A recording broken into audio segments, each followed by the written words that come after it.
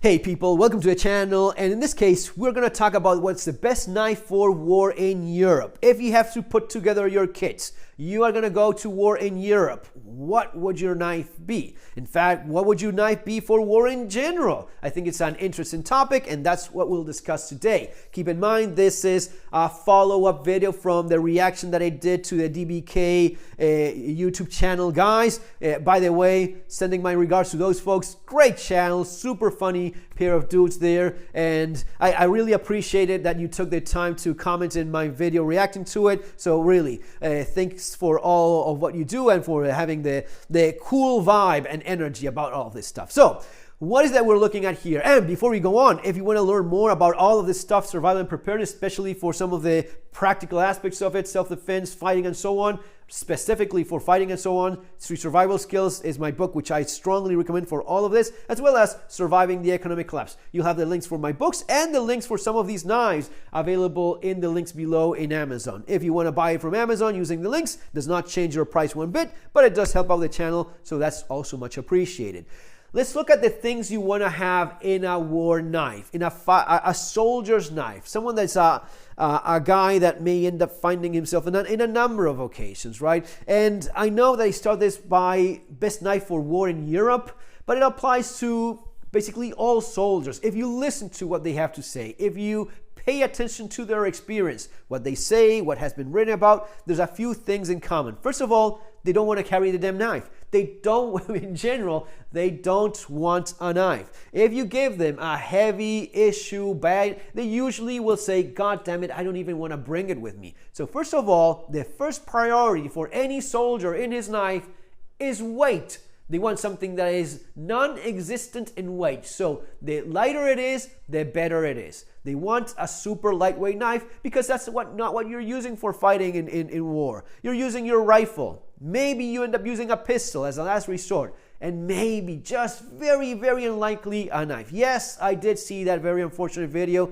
of the Ukrainian guy and the Russian fighting. It is very brutal. It is very sad. But it is something that happens. People even bash each other's head with a rock, like a soldier did in Afghanistan, I believe. So these things can happen. Now, let's be real. How likely is that to happen compared to the other huge aspect of the utilitarian use of the knife, the practical use of the knife, maybe even shelter building, which we'll get to in a second?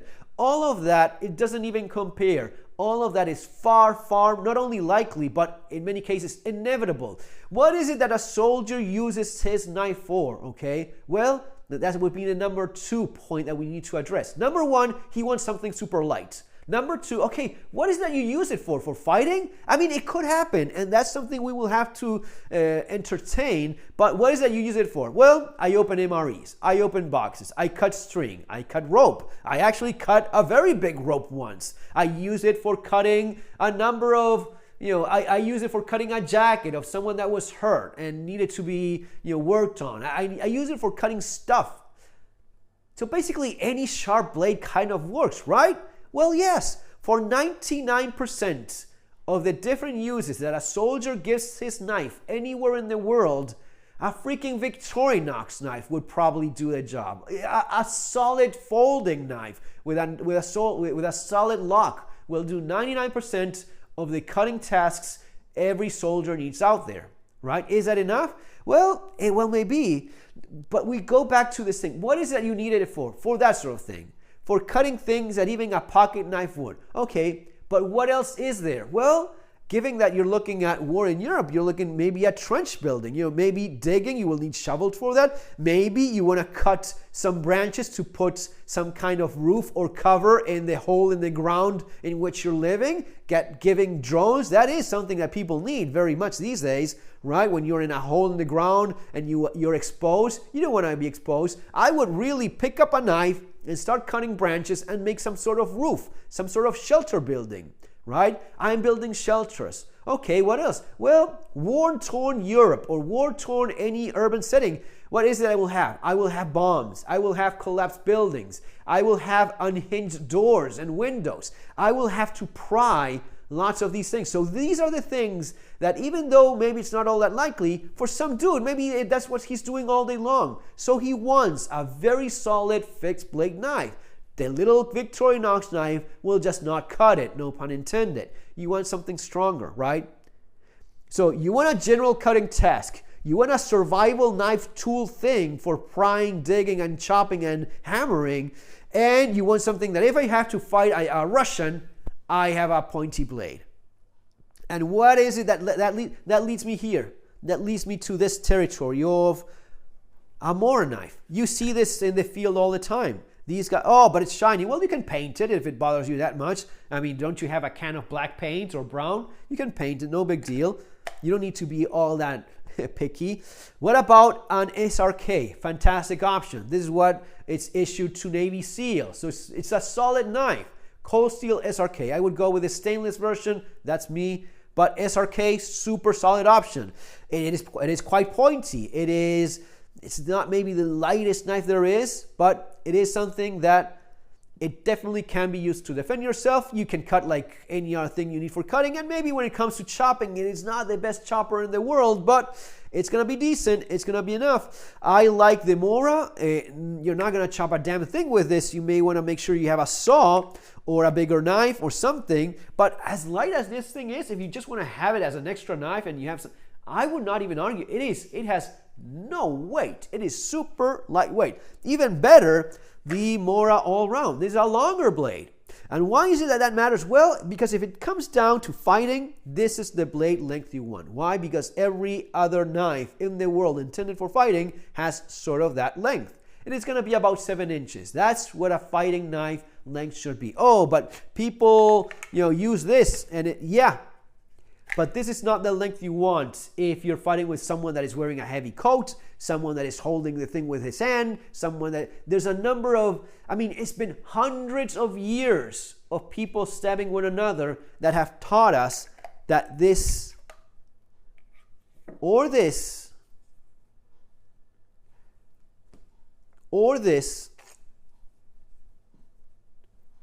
is the length you want. The Glock is right about all of these things. Trust me, they've designed this thing keeping in mind so many things.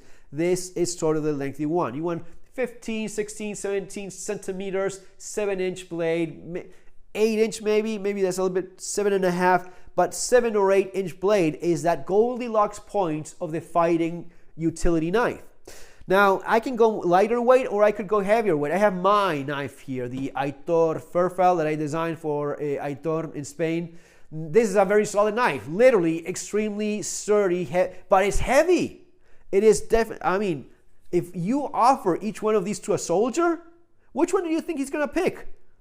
The average soldier, tired, is going to say, give me the fucking Mora, give me the lighter knife, right? That thing is too heavy. Now, if I have to dig, if I have to pry, if I have to jam this thing on a door in a city in a war-torn city in Europe somewhere, and I have to pry this thing to break the frame, the wooden frame, yeah, of course, this will not even do it, this will. But you have to pick which one is more important for you. Is it more important for me to be lightweight? Is it more important for me to be sturdier? And the point, this is not going to be as pointy. I have put this thing, it's maybe deceivingly more pointy than it seems here. And I have put this thing through metal, so I know it's going to go through people. But it's not as pointy as some of the more pointy knives intended for knife fighting. The Peltonen, JP Peltonen from Finland. This is a great knife as well. Pointy, Puukko style blade. And it's sort of like that. It's not going to be as choppy as mine or some other similar heavier full tang knife that are thick stock. I show mine because, of course, why not? It is the knife I designed. But there's a number of knife designs from a number of other manufacturers that are not really all that far from it. Maybe not the recurve and so on, which is more of a personal taste of mine. But hell, Falcon even has that length of blade, and it's stainless steel too. This thing is lighter. It is going to be lighter. What are my priorities? Let's go back. Super lightweight. Lightweight above everything else. That's not maybe something that the average soldier will want. What about the cutting, the utility? When it comes down to chopping and so on, yeah, you're going to break the tip. You're going to break this tip, you're not going to break that tip if you start jamming it and prying. But what if I have to fight with it? Again, it is so unlikely that even though I get it, you have to be realistic about what your needs are, right? SRK, K-bar style blade from Ontario, some of the more modern ones. A knife from the Falkneven, the FK2000. This is a very solid knife. Maybe the sheath is the weakest point because it's kind of heavy. I mean, weak because of how heavy and unconventional it is. You know, it's not easy to strap in a number of places, but you have the wire cutter. You have a number of things going on here that are pretty cool. And it's a pointy blade, man. If you have to fight with someone, this is a very decent knife to have. Pointy, long enough, as I was just saying, and this is not going to be a terrible chopper. It is, though, going to be on the heavier side of things. Maybe the knife is actually lighter than mine. Of course, you have a tang that goes in here, and it's not reaching all around, and it's not as thick stock. So if it comes to prying and so on, I will trust mine a lot more than this one for sure. But decent option. When it comes down to it, I think the answer is that the best knife for fighting in Europe, it's going to be the Glock knife. Why? Because of how the price. It is super affordable. It is extremely well designed. Not this one. This is something I'm not a fan of. But the Model 87 with a straight back, that's the one I would go for. I don't see the root sawing thing here going on. I just don't quite get that. But pointy, and you will break. I've broken mine. My other Glock that I use a lot, and it's all worn out. Well, that broke. The tip broke because it is thin. And when you use it for the utility thing, that's why when you design a survival knife, you may end up going with this, unless you have that thing of, I want it to be a fighting knife too. I want it to be a bayonet too. I go with a narrow tip. If it breaks, it breaks. It's not the end of the world. So that's something that you need to consider. If you consider how lightweight this thing is, so it's lightweight, it is affordable, it has the best sheath that I know of for a soldier knife, no question. You can slide this thing beautifully in your molly, in your vest, in your load-bearing vest. You can slide it perfectly into molly. It just goes perfectly into a number of places in your vest, and it has a retention that will not drop, and yet it is still easily accessible. If you have to stab it out with whoever it is, this is really not a bad way to go in terms of choosing a knife. Now, what's the weak point? Because you cannot have it all. What's the weak point here? Well, in terms of how knives go, this is not exactly the best steel or the best heat treatment. It's not going to have edge retention like my Aitor knife over there. It's definitely not going to chop as well, but it will be doing lots of these things that you need in a knife for war, right? I would just look at it that way. In general, simple answer, Glock knife is the knife for someone fighting a war in Europe.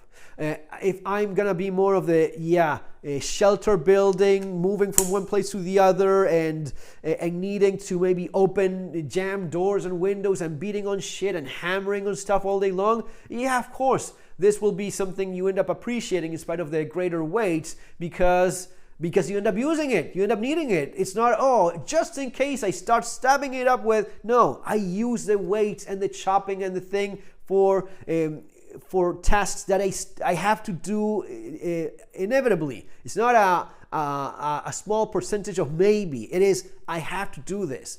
So that's when you end up going with something like this, or something like your SRK in stainless steel, or something like your Falkneven, something that is a little bit of a heavier knife that is certainly okay for a number of warring and fighting tasks, but it also gives me that survival tool thing that I don't get from the lighter knife, which maybe that's all you'll ever need. If you look at what soldiers usually say, I only use my Leatherman, man. I only cut a little bit of string here and there, open a box, and little else. Very little else other than that. Guys, that's going to be all for now. See you on our next video. Take care.